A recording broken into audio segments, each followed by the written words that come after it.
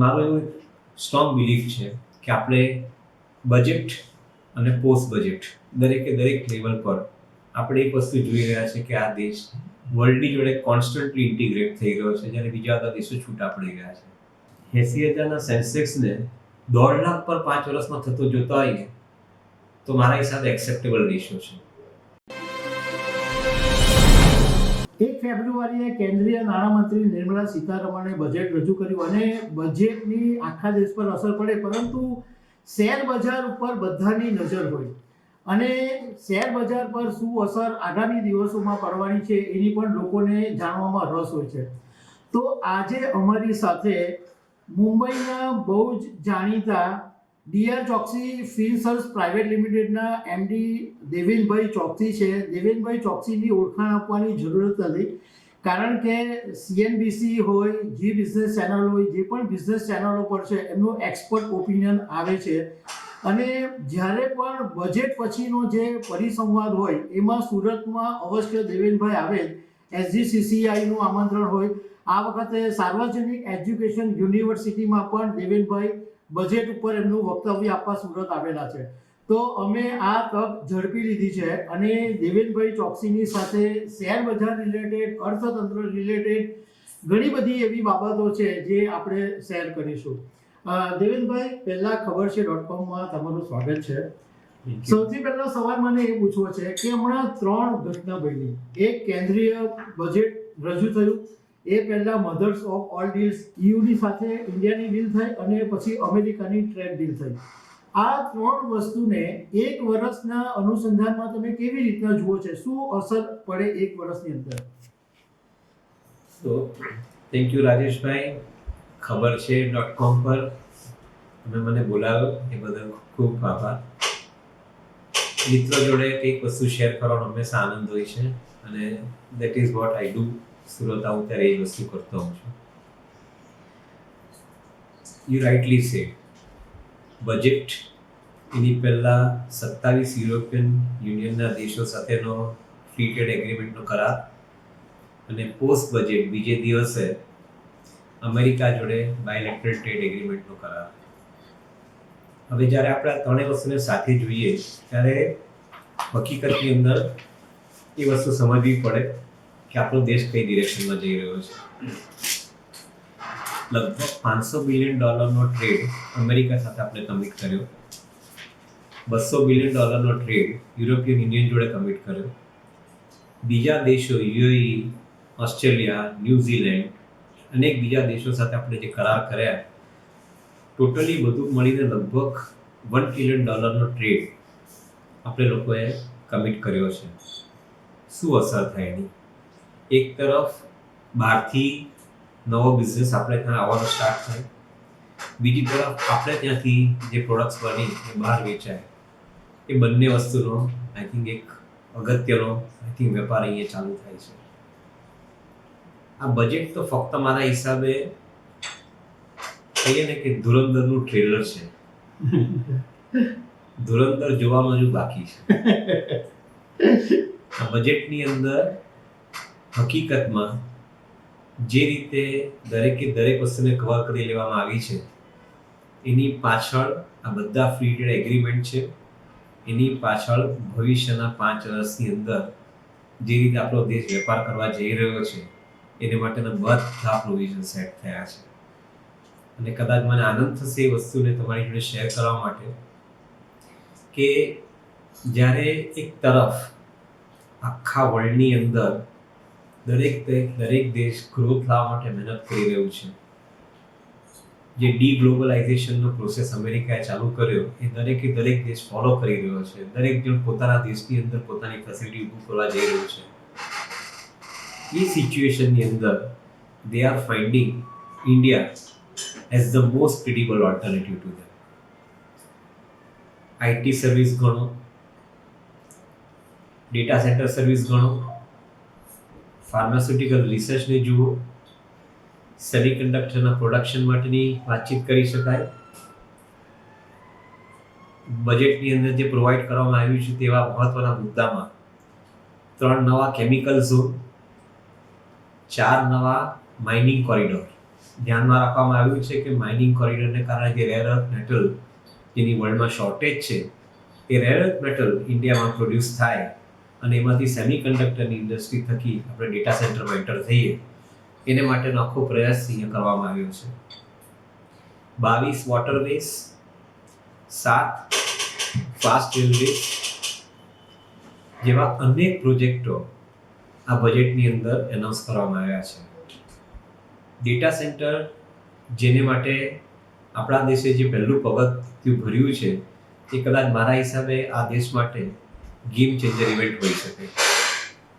કારણ કે જ્યારે 80ના દાયકામાં સુઝુકી ઇન્ડિયામાં મારુતિ જેમની સ્થાપના કરીને સાથે એન્ટર થઈ એના પછી સુઝુકીએ જે રીતે ભારતના ઓટોમોબાઈલ ક્ષેત્રની અંદર યોગદાન આપ્યું છે અને જે રીતે ઇન્ડિયાના ઓટોમોબાઈલ ક્ષેત્રની અંદર સુઝુકીના એન્ટર થયા પછી જે મારુતિ જેવી કંપનીએ જે 40 વર્ષની અંદર 45 વર્ષમાં જે રીતનું આઈ થિંક આખું નેટવર્ક સેટઅપ કર્યું છે, નો વન્ડર સુઝુકીની Indian company Maruti is the most profitable company for Suzuki in the entire world, more than Japan. એનું માર્કેટ કેપ પણ જાપાનની કંપની કરતાં વધારે છે.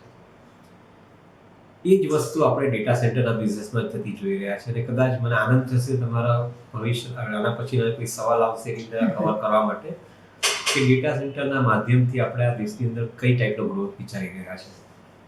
આર્ટિફિશિયલ ઇન્ટેલિજન્સ એક એવો સબ્જેક્ટ છે કે જે અત્યારે વર્લ્ડની ચર્ચાના વિષયમાં છે અને how this data center is going to add further to artificial intelligence એના પર બી આપણે કદાચ ચર્ચા કરી શકશું. પણ સંક્ષિપ્તમાં જે એગ્રીમેન્ટ સાઇન કરવામાં આવ્યા છે they are going to be game changer for this nation. કદાચ લોકોને જે એક વસ્તુનો ડાઉટ હતો કે ગ્રોથ કેવી રીતે સસ્ટેન થશે, તો 10% GDP growth not only sustain થાય પણ મારા હિસાબે કદાચ વધીને આવશે. એની ચર્ચા પણ આપણે આગળ કરીએ. જી જી. હા દેવેશભાઈ, તમે જે વાત કરી હતી તો એ મારો એક સવાલ હતો જ કે આર્ટિફિશિયલ ઇન્ટેલિજન્સની ફાઇનાન્શિયલ માર્કેટ, ખાસ કરીને સ્ટોક માર્કેટ ઉપર શું ઇમ્પેક્ટ પડે અને જે ડેટા સેન્ટરની તમે વાત કરી તો એ ડેટા સેન્ટરનો ગ્રોથનો કેટલો બેનિફિટ મળશે દેશને? આપણે જાણીએ છીએ એ પ્રમાણે વર્લ્ડની અંદર ડેટા સેન્ટર્સ છેલ્લા લગભગ દાયકાથી ઉપરથી સેટઅપ થવાના સ્ટાર્ટ થયા હતા અને મોટે ભાગેના બધા જ બિઝનેસ યુનિટ પોતાના infrastructure, digital infrastructure data centre થકી ઓપરેટ કરે છે. આર્ટિફિશિયલ ઇન્ટેલિજન્સના આવ્યા પછી ડેટા સેન્ટરની અંદર એક કમ્પ્યુટિંગ પાવર એડ થવાનો સ્ટાર્ટ થયો જેને આપણે ક્લાઉડ કમ્પ્યુટિંગ કહેતા હોઈએ છીએ. વિચ મીન્સ કે ડેટા સેન્ટરની જરૂરિયાત હવે કદાચ આવનારા સમયની અંદર એક્સપોનેન્શિયલ પડશે. For example, it is estimated that 2030 સુધીમાં વર્લ્ડની અંદર લગભગ 245 થી 250 ગીગાવોટના ડેટા સેન્ટર્સ ઊભા થશે. સાઇઝ પ્રમાણે જોવા જઈએ તો number of data centres will increase and the capacity increase would be 245 to 250 gigawatts. આજે લગભગ 45 થી 47 ગીગાવોટની કેપેસિટી વર્લ્ડની અંદર છે. which means કે we are talking about 5 times growth in the data center business. આજે 5 times growth in the data center business ની આપણે વાત કરીએ તો આજે એક થંબ રૂલ છે કે 1 ગીગાવોટનું ડેટા સેન્ટર સેટઅપ કરવું હોય અને depending on the profile of data centre it will cost you somewhere between $30 billion to $80 billion. That means that we are talking about adding 200 gigawatts in the vicinity of 30 billion to 80 billion per gigawatt. તમે તમારી તેનું calculation કરીને છૂટ છે તમને કરી દેવાની. We are talking about anywhere between 3 to 5 billion dollar of additional investment coming up in the next 5 years in data center. અને ઇન્ડિયાએ પહેલો પગથિયું એ લીધું કે જ્યારે વર્લ્ડના બીજા દેશોની અંદર ટેક્સ રેટ 45%, અમેરિકામાં અને 54-55% કેનેડા જેવી કન્ટ્રીમાં હોય, similarly in European Nations. India says that મારે ત્યાં તમે ડેટા સેન્ટર સેટઅપ કરશો તો it will be tax free. That means we are giving invitation to the world to come to India and that is why I call it Maruti event. Because this is a Maruti event because આ જે business આપણે ઊભો કરી રહ્યા છે જે રીતે મારુતિ આજે 40 વર્ષ પછી ઇન્ડિયાના ઓટોમોબાઈલ ક્ષેત્રમાં સ્થાયી છે એ રીતે ડેટા સેન્ટરનો બિઝનેસ અહીંયા આગળ ઊભો થાય તો આવનારા 20 વર્ષની અંદર આપણે એક મોટું પિક્ચર ઊભું થતું જોઈશું. આર્ટિફિશિયલ ઇન્ટેલિજન્સ ઇઝ અ શરૂઆત હતી તારીખમાં. Is more importantly driven by the process of faster computing. ઇન્ટરનેટના આવ્યા પછી જો કદાચ કોઈ સૌથી મોટી શોધ થઈ હોય તો એઆઈની શોધ છે. અને આજે ફાસ્ટ કમ્પ્યુટિંગ આપણે જે કહીએ છીએ which is 10x faster comparatively, એ હજુ શરૂઆતના સ્ટેજમાં છે. It has to go miles. In fact હ્યુમનની પ્રોડક્ટિવિટી આના કારણે એટલી બધી વધશે કે જેને કારણે આપણા ભવિષ્યમાં આવનારા સમયની અંદર આપણે ઘણા નવા બિઝનેસીસ ઊભા થતા જોઈ શકશું. કદાચ આપણી પોતાની ક્ષમતા બી નથી કે બધા નવા બિઝનેસ કઈ ટાઈપના આવશે એ જોઈ શકાય, પણ તમારે આઈઝ અને ઇયર્સ ઉપર રાખવા પડશે અને અમુક નવા આઈડિયાઝ જે ઇકોનોમીમાં આવતા હોય વર્લ્ડની એને તમારે સ્ટડી કરવા પડશે. So artificial intelligence is a game changer અને it is the beginning of the game. દેવેશભાઈ, ઓવરઓલ વર્લ્ડ માર્કેટની સ્થિતિ અત્યારે શું છે? જેમ કે અત્યારે અમેરિકા ઈરાનનું ટેન્શન છે, વેનેઝુએલાનું હમણાં અમેરિકાએ બધું કબજે કર્યું, તો એક વર્ષની અંદર તમને ઓવરઓલ વર્લ્ડ માર્કેટની સ્થિતિ કેવી લાગે છે? દરેક દેશ પોતપોતાની રીતે પોતાના કાર્ય કરે છે. આજે અમેરિકાની અંદર $30 ટ્રિલિયન ઇકોનોમીની સામે લગભગ $37 ટ્રિલિયન ડેટ છે. આજે એ દેશે પોતાના ડેટ માટેનો ચિંતાનો વિષય છે, લોકો માટે હોવો જ જોઈએ. આજે એ લોકોની ઇન્ટરેસ્ટ કોસ્ટ લગભગ $1 ટ્રિલિયન છે. ધેટ મીન્સ કે every year 1/4 of India's economy America is paying interest cost. Now imagine, I think, if they have to come out of this particular track, એ લોકો કોઈને કોઈ રીતે પોતાના દેશની અંદર પોતે પોતાની વ્યવસ્થા ઊભી કરવી પડશે જે આટલા વર્ષોમાં નથી કરી. છેલ્લા 40-50 વર્ષથી America has followed outsourcing model, globalisation model. Today America is saying deglobalisation, make in America first, એ લોકોનો એપ્રોચ છે. ઓબ્વિયસ છે કે આઈ થિંક એ સિચ્યુએશનની અંદર બીજા દેશોએ જો અમેરિકા જોડે વેપાર કરવો હોય તો કોઈને કોઈ રીતે એ લોકોએ અમેરિકાની અંદર ઇન્વેસ્ટમેન્ટ કરવું પડશે. અમે લોકો એવું માનીએ છીએ કે ઇન્ડિયા જેવી કન્ટ્રી માટે તો આ બેનિફિટ જ છે, કારણ કે જે દેશો પાસે નથી જે આપણી પાસે છે એને આપણે કાઉન્ટ કરીએ. આપણી પાસે અત્યારે 145 કરોડની વસ્તી છે. 2035 સુધીમાં આ વસ્તી લગભગ 157 કરોડની થશે. આપણી પાસે અત્યારની તારીખમાં એવરેજ એજ લગભગ 29 વર્ષની છે આપણા પોપ્યુલેશનની. આપણે 2035માં એવું એક એક્સપેક્ટેશન રાખીએ છીએ કે લગભગ 67% ઇન્ડિયાનું population, 67% of India's population will be working population. બીજા બધા દેશની અંદર આ રેશિયો રિવર્સ ચાલી રહ્યો છે, including China. Every other country is getting aged, India is becoming young. તો અમેરિકા જેવી કન્ટ્રી ભારત જોડે જ્યારે કરાર કરે ત્યારે સમજીને કરે છે કે આવનારા 10 વર્ષની અંદર મને જે વસ્તુ જોઈશે આ દેશને ઊભો કરવા માટે એ ફક્ત ઇન્ડિયા સપ્લાય કરી શકશે. અને that is why I think India is at centre point. અને that is our confidence also કે જ્યારે વર્લ્ડની અંદર ગ્લોબલ પરિસ્થિતિ નબળી હોય અને દરેક દેશ પોતપોતાની જાતે ઊભા થવા માટેની મહેનત કરતા હોય એવા સમયની અંદર જો ઇન્ડિયા એક સિચ્યુએશન ઊભી કરે કે બીજા દેશોની સાથે ઇન્ટિગ્રેટ થઈ શકે, જે આપણા પ્રાઇમ મિનિસ્ટરનો બી એક મુદ્દો છે કે ભારત એક એવો દેશ બનશે કે જે બધા દેશોની સાથે મળીને કામ કરશે. મારો એવું સ્ટ્રોંગ બિલીફ છે કે આપણે બજેટ અને પોસ્ટ બજેટ દરેકે દરેક લેવલ પર આપણે એક વસ્તુ જોઈ રહ્યા છે કે આ દેશ વર્લ્ડની જોડે કોન્સ્ટન્ટલી ઇન્ટિગ્રેટ થઈ ગયો છે, જ્યારે બીજા બધા દેશો છૂટા પડી ગયા છે. મને અનસર્ટનિટી કરતાં અત્યારની તારીખમાં ઓપોર્ચ્યુનિટી વધારે દેખાય છે. સો ઓબ્વિયસલી કોઈ ઓપોર્ચ્યુનિટી તમને વિધાઉટ એફર્ટ નથી મળવાની, એને માટે એફર્ટ્સ કરવા પડશે અને આપણા દેશમાં એફર્ટ સારા થઈ રહ્યા છે એ બી એક હકીકત છે. So hopefully I think we will see better tomorrow. દેવનભાઈ, બ્લેક રોકના સીઈઓ હમણાં રિલાયન્સ ઇન્ડસ્ટ્રીઝના ચેરમેન મુકેશ અંબાણીની સાથે વાત કરી તો એમાં એમણે એવું કીધું કે આગામી 20-25 વર્ષ ભારતના હશે અને 10 વર્ષ સુધીમાં 8થી 10% ગ્રોથ હશે. મારો સવાલ એ છે કે જીઓ અને બ્લેક રોક ભેગા મળીને હવે બ્રોકિંગમાં પણ આવી રહ્યા છે, તો બ્રોકર કોમ્યુનિટી પર કોઈ મોટી અસર ઊભી થાય? અત્યારે આપણા દેશની અંદર લગભગ 20 કરોડ ડીમેટ એકાઉન્ટ છે અને દર મહિને લગભગ 40 લાખ નવા અકાઉન્ટ ઊભા થાય છે, એટલે લગભગ દર વર્ષે 5 કરોડ નવા અકાઉન્ટ એડ થઈ રહ્યા છે. આમ જોવા જઈએ તો 145 કરોડની વસ્તીમાં અપ્રોક્સિમેટલી 90 થી 100 કરોડ અકાઉન્ટ હોવા જોઈએ. આપણે અત્યારની તારીખમાં 1/5 લેવલ પર છે.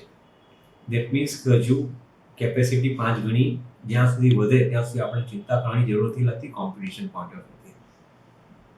ઇન્ડિયા એક એવો દેશ છે કે જ્યાં આગળ દરેક ઇન્વેસ્ટરને ઇન્વેસ્ટ કરવું છે, બહારનો હોય કે ઘરનું, ઇન્ડિયાનો પોતાનો ઇન્વેસ્ટર હોય, અને એને ઇન્વેસ્ટમેન્ટ કરવા માટે એને માર્ગદર્શનની જરૂર પડે છે. ફોર્ચ્યુનેટલી ઇન્ડિયાની અંદર આટલું પોપ્યુલેશન હોવાને કારણે, ડેમોગ્રાફિકલી આટલું સ્પ્રેડ હોવાને કારણે આપણે ત્યાં આગળ ઇન્વેસ્ટરને સર્વિસ આપવા માટે પણ નવો વર્ગ ઊભો થતો જાય છે. એની સાથે સાથે ટેકનોલોજી પ્લેટફોર્મ જે રીતે બ્લેક રોકની તમે વાત કરી એ પણ અંદર એડ થતા જાય છે. મારું એવું માનવું છે કે અત્યારની તારીખમાં બ્રોકરેજ બિઝનેસને તમે કેવી રીતે જોવા માંગો છો એના કરતાં તમે ઇન્વેસ્ટરને કેવી રીતે સર્વિસ આપવા માંગો છો એના પર તમારે વધારે ફોકસ કરવું જોઈએ. Brokerage business according to me જે પાછલા વર્ષમાં ઊભો થયો છે એ ચાલુ રહેશે, કારણ કે કોઈ બી ફાઇનાન્શિયલ પ્રોડક્ટો બ્રોકરેજ સિવાય એક્ઝિક્યુટ નહીં થઈ શકે. પણ brokerage will not be prime driver of revenue. Prime driver of revenue would be the products which are asset management products, the products which are advisory products. So મારું એક એવું માનવું છે કે એ થ્રેટ કરતાં વધારે ઓપોર્ચ્યુનિટી વધારે છે. હા, એક વસ્તુ ચોક્કસ કહીશ કે ઓપોર્ચ્યુનિટી કોને માટે કામ લાગશે એ બી કહી શકું. જે લોકો પોતાની જાતને નોલેજ સાથે આગળ વધારી રહ્યા છે એ લોકો માટેનો સમય કદાચ સુરક્ષિત દેખાય છે. ચેલેન્જીસ એમાં પણ આવશે પણ સુરક્ષિત દેખાય છે. જે લોકો ટેકનોલોજીની સાથે જોડાયા છે એ લોકો માટેનો સમય કદાચ વધારે સુરક્ષિત દેખાય છે. જે લોકો ટેકનોલોજીની સાથે નથી જોડાયા એ લોકો માટે એક્ઝિટ સર્ટન છે. જે રીતે એક જમાનાની અંદર ઓપન આઉટલેટ સિસ્ટમ, બ્રોકરેજ સિસ્ટમની અંદર અમુક કન્વેન્શનલ બ્રોકરો સર્વાઈવ થઈને ગ્રો થયા હતા. ઓનલાઈન આવ્યા પછી એ બ્રોકરો એક્સટિંક્ટ થતા ગયા ધીમે ધીમે કરીને અને નવા જનરેશનના બ્રોકરો એડ થયા. હવે પછીના આવતા 20 વર્ષના સમયની અંદર મારા હિસાબે જે બ્રોકરેજ ફર્મની પાસે ક્ષમતા નહીં હોય ડિજિટલી ગ્રો થવાની, એ બ્રોકરેજનું એક્સટિંક્શન ક્લિયરલી દેખાઈ રહ્યું છે. અને એટ ધ સેમ ટાઈમ જે લોકો પ્રોડક્ટ ઇન્ટિગ્રેટ કરી અને બ્રોકરેજના પ્લેટફોર્મ પર એક્ઝિક્યુટ કરતા હશે એ લોકો માટે ગ્રોથ સર્ટનલી દેખાઈ રહ્યો છે. સો બે ડિફરન્ટ કેટેગરી થઈ જશે.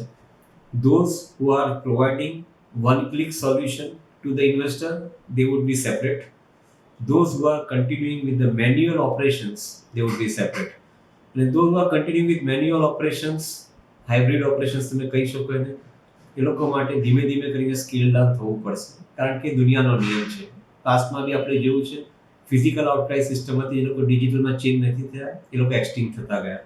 સેમ સિચ્યુએશન અત્યારે ઊભી થઈ રહી છે. પણ મેં કીધું એ પ્રમાણે જે 100 કરોડ અકાઉન્ટ થવાના હોય અને તમારી પાસે ક્ષમતા નોલેજની અને તમારી પાસે ક્ષમતા ટેકનોલોજીની હોય તો very clearly we see the opportunity for those organisations, those brokerages, may be new generation of brokerages also will come, કે જેને માટે બ્રોકરેજ જે અત્યારની તારીખમાં મોબાઈલ ટેલિફોનની અંદર voice is free, brokerage will remain free. You will make money out of value-added services and value-added products. દેવનભાઈ, ઘણા બધા share બ્રોકરનું કેવું એમ છે કે સરકાર સિક્યુરિટી ટ્રાન્ઝેક્શન ટેક્સ વધારીને બ્રોકરોને પ્રોત્સાહન નથી આપતી. અને જ્યારે રવિવારે બજેટ થયું તો એનું રિએક્શન પણ સ્ટોક માર્કેટ પર દેખાયું કે બજાર ડાઉન થયું. એ તો બીજે દિવસે ટ્રેડ ડીલને કારણે બજાર વધારે 2000 પોઈન્ટ ઉછળી ગયું. પણ આ મુદ્દો બ્રોકરોને બહુ ખટકે છે કે સરકાર શું કામ, કારણ કે બીજા બધા દેશોની અંદર આટલો બધો સિક્યુરિટી ટ્રાન્ઝેક્શન ટેક્સ નથી. તો આ બાબતમાં તમારું શું કહેવું છે? અગેન બહુ સારો મુદ્દો લીધો આપણે બીજા દેશ જોડે આપણી જાતને કમ્પેર કરીએ ત્યારે ચોક્કસ કરવી જ જોઈએ. Let us compare it. Today for every 1 rupee of underlying equity market transaction, our country trades 40 rupees of derivative transactions. આપણા જીડીપીની સામે તમે જુઓ તો લગભગ જે જીડીપીનો જે વોલ્યુમ છે એના કરતાં આપણું ડેરિવેટિવ માર્કેટનું વોલ્યુમ કદાચ 50 ગણું છે વર્ષનું. અને આ વોલ્યુમની અંદર જે major player who are participating are the global Hage funds, કે જે લોકો ત્યાં આગળ $100 એસેટ ઊભી કરી હોય એની સામે એ લોકોની બેંક પાસેથી $95 બોરો કરીને લાવે છે. વિચ મીન્સ એ લોકોની બેંક એ લોકોને $95 સુધી લેન્ડ કરતી હોય છે અને એ લોકો એ પૈસા લાવીને ઇન્ડિયાના માર્કેટની અંદર સ્પેક્યુલેટિવ ટ્રેડિંગ એક્ટિવિટી કરી રહ્યા છે.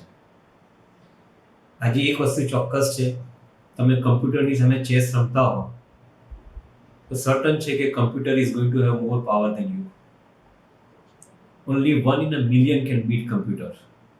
Rest of the people will not be able to beat computer. Similar વસ્તુ છે કે જે લોકો મોટા પૈસા સાથે ડેરિવેટિવ માર્કેટમાં એન્ટર થયા એ લોકો આ પૈસા સાથે જે એન્ટર થયા છે એ વ્યક્તિઓ મોટા પૈસા અહીંયા આગળથી બનાવીને જશે. નામ નહીં દો, 6-8 મહિના પહેલા એક ફર્મને સેબી આઈડેન્ટિફાઈ કરી હતી. They were caught manipulating the algorithms અને they were taking out significant amount of money from the market.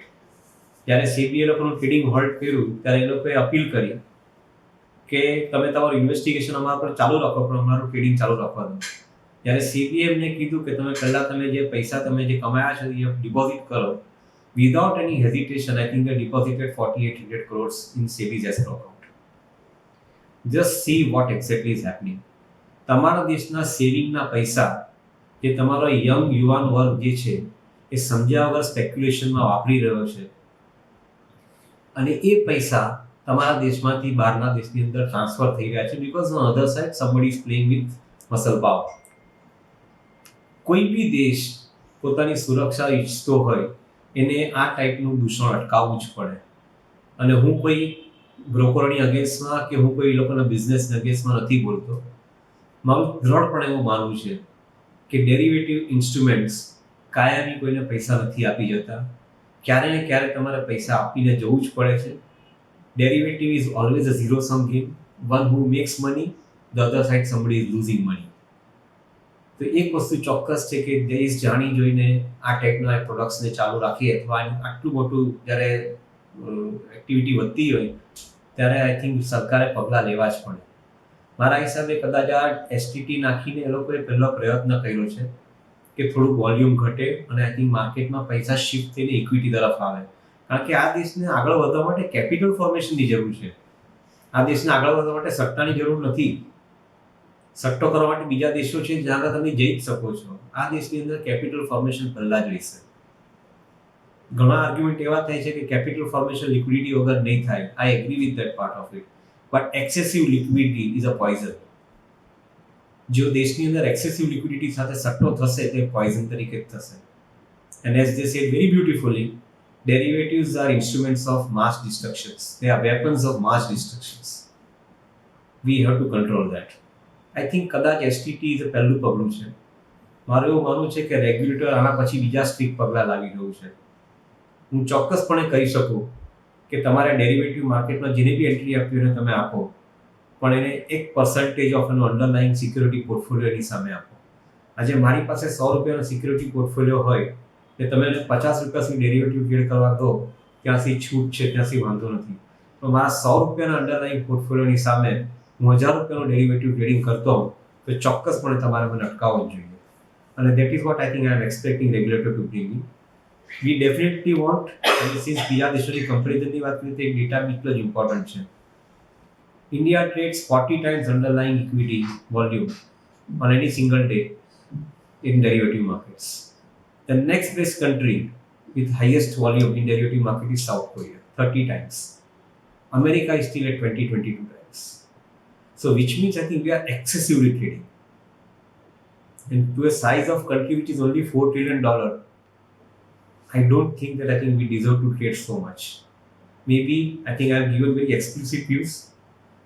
હું કોઈને હાર્મ કરવા નથી માંગતો, પણ એક અવેરનેસ ચોક્કસ લાવવા માંગુ છું કે બજેટ પછી જ્યારે એસટીટીના એનાઉન્સમેન્ટ પછી માર્કેટ ઘટ્યું, લોકોએ એને માટે એટલો બધો હોવાપો કરવાની કદાચ જરૂર નથી. After all STT as a transaction volatility તમે માર્કેટમાં જુઓ તેની સામે STT is a fraction of cost. અને આમ જોવા જાય તો એસટીટીના માધ્યમથી કરંટ વોલ્યુમ પર કદાચ ગવર્મેન્ટ વર્ષને અંતે 15,000 કરોડ રૂપિયા એક્સ્ટ્રા લઈ જઈ શકે. એની સામે બજાર એ દિવસે 8 લાખ કરોડનું માર્કેટ કેપનું ધોવાણ થયું. આઈ થિંક કદાચ માર્કેટના પ્લેયરોએ સેન્ટિમેન્ટમાં આવીને વધારે એક્સેસ કર્યું હતું. મે બી આઈ થિંક આ એક જરૂર છે સમજવાની કે excessive speculation should not be tolerated, and that is a limited point which I would like to say. Devenbhai, છેલ્લા 2008 થી જો સેન્સેક્સનું એક પેટર્ન જોઈએ ને તો એવું લાગે છે કે લગભગ 2008 થી 2015 સુધી લગભગ 9 થી 10,000 પોઈન્ટ વધ્યો, પછી 2015 થી 2025માં 25,000 પોઈન્ટ વધ્યો. અને તમારી સાથે મેં અગાઉ એક વખત વાત કરેલી તો તમે એવું કીધેલું હતું કે સેન્સેક્સ 10%ના CAGR થી વધે તો અત્યારે 83,000ના લેવલ ઉપર છે. તમે અને મેં પણ 1,000નો ઇન્ડેક્સ પણ જોયો છે, એટલે 83,000 તો એ વખતે કોઈ ઇમેજ બી નહોતું કરતું. તો ફરીથી લોકોને ઇન્ટરેસ્ટ પડે એવો સવાલ મને એ પૂછવો છે કે 1 લાખ પોઈન્ટ ક્યારે જાય એવું લાગે છે? આપણે એક વસ્તુ બહુ સરસ રીતે સમજી શકીએ કે જે દેશની જીડીપી 4 ટ્રિલિયનથી વધી અને 10 વર્ષની અંદર લગભગ 11 થી 12 ટ્રિલિયન ડોલર થતી હોય અને માર્કેટ કેપ એટલે જીડીપી રેશિયો 1:1 ચાલતું હોય, આજે આપણું માર્કેટ કેપ કાયમી 5 ટ્રિલિયન ડોલરનું છે. તો 5 ટ્રિલિયનની સામે 12 ટ્રિલિયનનું માર્કેટ કેપ આવનારા 10 વર્ષમાં થવાનું સંભવિત છે. હવે તમે એમ કહેતા હો કે કાલે 1 લાખનો ઇન્ડેક્સ સેન્સેક્સ થઈ જાય, મને કે વાંધો નથી, પણ એ વેલ્યુએશન મોંઘા થઈ જશે. કારણ કે આપણા દેશની અંદર કંપનીઓ લગભગ 15% એવરેજ ગ્રોથ રેટ સાથે પ્રોફિટનો પરફોર્મન્સ બતાવી રહી છે અને 10% GDP growth rate, which is a fairly good equation in my viewpoint. A sustain થાય, એક્સેલન્ટ. જો 15%ની હિસાબે પ્રોફિટ ગ્રોથ આવતો જાય કંપનીઓનો, તો લગભગ 4.5 વર્ષે કે 5 વર્ષે મેક્સિમમ આઈ થિંક આપણું માર્કેટ ડબલ થઈ શકે. અને આપણે 80,000ના સેન્સેક્સને 1.5 લાખ પર 5 વર્ષમાં થતો જોતા હોઈએ તો મારા હિસાબે એક્સેપ્ટેબલ રેશિયો છે, કારણ કે એની સાથે સાથે અર્નિંગ એને સપોર્ટ કરી રહ્યા છે. અને હું એવું માનીશ કે કોઈ બી વસ્તુને તમે બહુ જલ્દીથી વેલ્યુએશન આપશો તો એનો ટાઈમ વેઇટિંગનો લાંબો થઈ જશે. So let it happen, I think in a good regular course of time. 4.5 થી 5 વર્ષે જો માર્કેટ ડબલ થતું હોય આ લેવલથી, that should be, I think, an acceptable way of looking at the valuations. Devenbhai, જે લોકો લોંગ ટર્મ ઇન્વેસ્ટમેન્ટ કરવા માંગે છે કે 5 વર્ષ સુધી શેર બજારમાં પૈસા રોકે, તો અત્યારની સિચ્યુએશનની અંદર કયા એવા સેક્ટર છે કે જેની અંદર ઇન્વેસ્ટરો પૈસા રોકી શકે તો એમને બેનિફિટ મળી શકે? સેક્ટર કરતાં વધારે ઇમ્પોર્ટન્ટ છે સમજવાનું કે કઈ કંપનીઓ કેપેબિલિટી ધરાવી રહી છે ને કઈ કંપની સ્કેલેબિલિટી બનાવી રહી છે. જે કંપનીઓની સ્કેલેબિલિટી થતી હશે તે લોકો માટે આઈ થિંક પૈસા કમાવાનું કદાચ વધારે સહાયક થશે. હું કોઈ ક્ષેત્ર કે કોઈ કંપની અત્યારની તારીખમાં ડિસ્કસ નહીં કરી શકું. Obviously on the digital platform, electronic media, we are not allowed to talk stocks. પરંતુ અમારે એવું માનવું છે કે જે કંપનીઓ સાઇઝમાં મોટી છે, they will become bigger. So one theory which we follow currently and we feel કે આવતા 10 વર્ષ માટે relevant theory રહેશે, the big is getting bigger. If you are asking me even names, just for example sake, so that I think you understand what I am trying to say. State Bank of India 40 lakh કરોડનું AUM છે. 40 લાખ કરોડનું AUM 80 lakh crore થાય એવી શક્યતા પૂરેપૂરી છે. એની સાથે સાથે જો બેન્કિંગ ક્ષેત્રમાં કન્સોલિડેશન આવવાનું હોય, જે ગવર્મેન્ટ પ્રપોઝ કરી રહી છે, તો કદાચ એ થોડા જલ્દીના સમયમાં આવી જશે. રિલાયન્સ જેવી કંપની જે 2 લાખ કરોડનું EBITDA કમાય છે, એને આવનારા 4 થી 5 વર્ષની વચ્ચે depending on the project that they are executing, એ લોકો મારા હિસાબે double the size of EBITDA is possible. So I'm giving this example purely for understanding purpose કે જે કંપની પાસે ક્ષમતા ઊભી થઈ ગઈ છે, જે કંપનીઓ મોટી થઈ છે, એ કંપનીઓને માટે કદાચ આવનારો સમય વધારે રિએશ્યોરિંગ દેખાય છે. જે કંપની નાની અને મધ્યમ છે અને એ લોકો કદાચ આ પ્રોસેસમાં હજુ ઇન્વોલ્વ નથી થઈ શક્યા અથવા ગ્રોથ સ્કેલ અપ નથી કરી શકતા, એ લોકો માટે સંઘર્ષ ચાલુ રહેશે. હું એમ નથી કે એ લોકોને બંધ થવું પડશે, પણ એ લોકોને સંઘર્ષ ચાલુ રહેશે.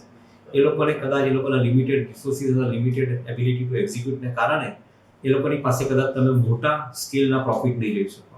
અને last point to add in this, વર્લ્ડની અંદર આટલા મોટા પૈસા જો આવવાના હોય ઇન્ડિયાની અંદર ઇન્વેસ્ટમેન્ટ માટે, તો they will write the check first four those companies કે જેની અંદર લોકો પૈસા ઇન્વેસ્ટ કરી શકે. આજે 20 લાખ કરોડના માર્કેટ કેપ વાળી કંપનીની અંદર મારે 10,000 કરોડ રોકવા હોય તો હું રોકી શકું છું. આજે હું 50,000 કરોડ વાળી કંપનીની અંદર 10,000 કરોડ રૂપિયા નથી રોકી શકતો. So let us understand this aspect very clearly, that the big is getting bigger because along with the fundamentals, even the liquidity is supporting this particular thesis. Devenbhai, share બજાર એવી વસ્તુ છે કે બધાને જ કમાવું છે અને નાના ઇન્વેસ્ટરો પણ હવે જે નાના રોકાણકારો છે એને પણ મનમાં એવી ઈચ્છા થાય કે હું પણ કમાઈ લઉં, બીજો કમાય છે. તો અત્યારના જે શેર બજારનું વોલેટાઇલ માર્કેટ છે એની અંદર નાના રોકાણકારોની સ્ટ્રેટેજી શું હોવી જોઈએ? બહુ સિમ્પલ સ્ટ્રેટેજી છે, એ કોઈ કોમ્પ્લિકેટેડ નથી. જે કંપનીમાં તમને યોગ્ય સલાહ મળે છે ઇન્વેસ્ટમેન્ટ કરવાની, એ કંપનીની અંદર ઇક્વિટી શિફ્ટ કરો. મ્યુચ્યુઅલ ફંડની અંદર તમે એસઆઈપી કરી જ રહ્યા છો, હવે ઇક્વિટીની અંદર એસઆઈપી કરવાનું ચાલુ કરો છો. ડાયરેક્ટ ઇક્વિટીમાં ઇન્વેસ્ટ કરવો હોય તો નાનો ઇન્વેસ્ટર પોતાના પોર્ટફોલિયોમાં 100 જાતની કંપનીઓ લે છે, 100 શેર ભેગા કરીને, વિચ ઇઝ નોન પ્રોડક્ટિવ. એના કરતાં કોઈકની સલાહ લઈ સરખી રીતે પોર્ટફોલિયો સ્ટ્રક્ચર કરો અને જે કંપનીઓ સિલેક્ટ કરી હોય એની અંદર તમારું પોર્ટફોલિયો હોલ્ડિંગ વધારતા જાઓ ઓન અ રેગ્યુલર બેસિસ. તમારું જે રીતે તમે સેવિંગ બેંકની અંદર પૈસા દર મહિને જમા કરો છો એ રીતે તમે દર મહિને ઇક્વિટી શિફ્ટ કરી અને સારી કંપનીના સ્ટોક ધીમે ધીમે કરીને ભેગા કરો. ઉપરના માર્કેટના નીચેના માર્કેટમાં તમારી એવરેજ સરખી થતી જશે.